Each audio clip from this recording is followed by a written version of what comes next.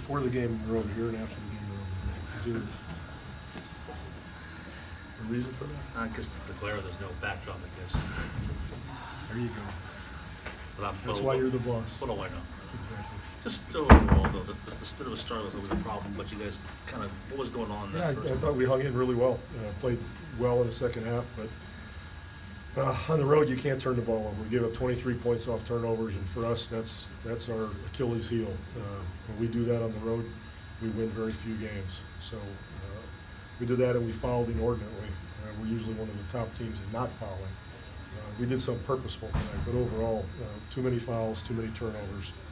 It resulted in a lot of points. But I thought Philly was great. I thought their aggressiveness, their physicality was really good. I thought they executed very well. And we got a pretty good punch in the second half, and they hung in and went and took the game. So it's a good win for them. Conversely, though, what you guys did, coming back the way you did, just what was the key for you in terms of getting back in it? And well, we didn't turn it over. It's always the same. It's just basketball.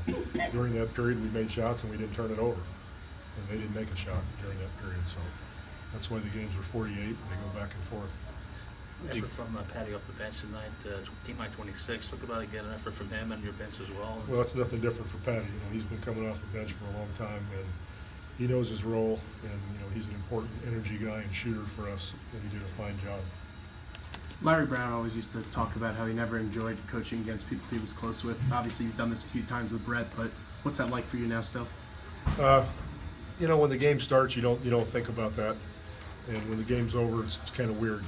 You like to win, but the loss doesn't hurt as much because you're sort of happy for the other guy. So it's just great to see him. What'd you get from Dobbs early on, especially in the first half here? Dobbs is he's playing better defense. He's always going to be able to shoot the ball. That's not a surprise, but he's learned how to play the game, how to become a more complete player. When did you find out that Embiid was going to be a go for them? When he was going to what? Be a go for them. He was real doubtful about an hour and a half before the game. About a minute before. Brett was trying to trick me. He said I talked to him for 95 minutes in there, and he never mentioned it once. And then 3 people came in and said he's playing, he's not playing, he's not playing, he is playing. So I'm glad he played. I wanted to see him play. He's great. He was playing. Brett was playing a long con. He befriended you. Exactly. He worked for you. It was all setting this up. He's done that the whole time I've known him.